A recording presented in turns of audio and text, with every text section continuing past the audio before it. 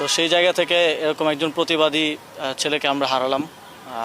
এটা অবশ্যই আমাদের জন্য অত্যন্ত দুঃখজনক একটা ঘটনা। সাম্যের যে আত্মার মাগফিরাত কামনা করছি এবং কুইকলি কিছু জিনিস অ্যাড্রেস করাটা এটা আমাদের আরও আগেই অ্যাড্রেস করা জরুরি ছিল। এই দীর্ঘদিন ধরে এই যে সোহরাওয়ার্দী উদ্যানের অব্যবস্থাপনা এবং সোহরাওয়ার্দী উদ্যানকে ঘিরে যেই মাদক ব্যবসা, অপরাধ চক্র, নানা ধরনের, এগুলোকে অ্যাড্রেস করাটা খুবই জরুরি হয়ে পড়েছিল। সাম্য আমাদেরকে চোখে আঙুল দিয়ে দেখিয়ে দিয়ে গিয়েছে যে এটা আমাদের আসলে করণীয়গুলো কী কী। যেহেতু সোহরাওয়ার্দী উদ্যানটা আমাদের মুক্তিযুদ্ধ বিষয়ক মন্ত্রণালয় এবং গণপূর্ত মন্ত্রণালয় যৌথভাবে আসলে ওনারা দেখে থাকেন। আপনারা জানেন যে রাজনৈতিক সমাবেশ, সভা সমাবেশ থেকে শুরু করে অনেক ধরনের মাল্টিপারপাজ এটা ইউজ হয়। তবে এই ঢাকা বিশ্ববিদ্যালয় বা এই কেন্দ্রিক যত ধরনের অপরাধ সংগঠিত হয় তার 70-80%-এরই লিঙ্ক আছে সোহরাওয়ার্দী উদ্যানের সাথে। এটা আমরা এর আগেও প্রলয় গ্যাং থেকে শুরু করে নানা ইস্যুতে আমরা দেখেছি।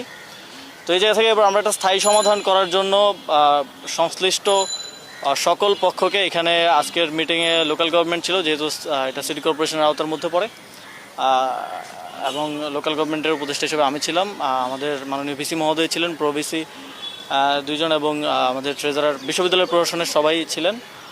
এখানে আমাদের পিডব্লিউডির চিফ ইঞ্জিনিয়ার এবং গণপূর্ত মন্ত্রণালয়ের সচিব ছিলেন, তারপরে ডিএমপির এডিশনাল কমিশনার ছিলেন, এবং মোটামুটি সংশ্লিষ্ট সকলেই এখানে উপস্থিত ছিলেন। এই অবস্থায় আমরা কিছু বিশ্ববিদ্যালয়ের থেকে আমরা কিছু, যে ওনারা কী চান, সরকার এখানে কি কি জায়গায় সহযোগিতা করতে পারে, যেহেতু এটা সরকারের দায়িত্বে থাকা একটা জায়গা গণপূর্ত মন্ত্রণালয়ের অধীনে, আর সেটা আমরা একটু জানার চেষ্টা করেছি। এবং স্টুডেন্টদেরও কিছু দাবি, যেগুলো স্টুডেন্টরা ইতিমধ্যে বিশ্ববিদ্যালয় প্রশাসনকে জানিয়েছেন, সেগুলো নিয়ে আমরা আলোচনা করেছি এবং একটা সমাধানে আসার চেষ্টা করেছি, কারণ অনেকগুলো সিদ্ধান্ত হয়েছে। আশা করি ভিসি স্যার আপনাদেরকে জানিয়েছেন। তারপরে আমি আরেকবার বলি যে এখানে যেই রাজু ভাস্কর্যের পেছনে যে গেটটা আছে, এই গেটটা পার্মানেন্টলি বন্ধ করে দেওয়ার একটা সিদ্ধান্ত হয়েছে। আপনারা তো আজকালকের মধ্যেই দেখবেন যে এটা বন্ধ হয়ে গেছে।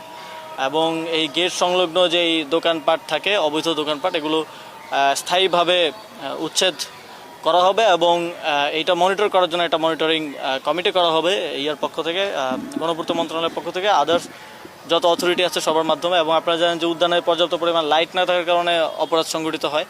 পর্যাপ্ত পরিমাণে লাইট, কোনো ব্ল্যাঙ্ক স্পট থাকবে না, এবং পাশাপাশি সিসিটিভি ক্যামেরা পর্যাপ্ত পরিমাণে সেখানে স্থাপন করা হবে দ্রুত সময়ের মধ্যে, এবং সেগুলো ডিএমপি মনিটর করবে এবং যে কোনো কুইক অ্যাকশন যেন নিতে পারে। সেজন্য ডিএমপির পক্ষ থেকেও একটা পুলিশ বক্স করা হবে, ডেডিকেটেড ফর হচ্ছে এই উদ্যান।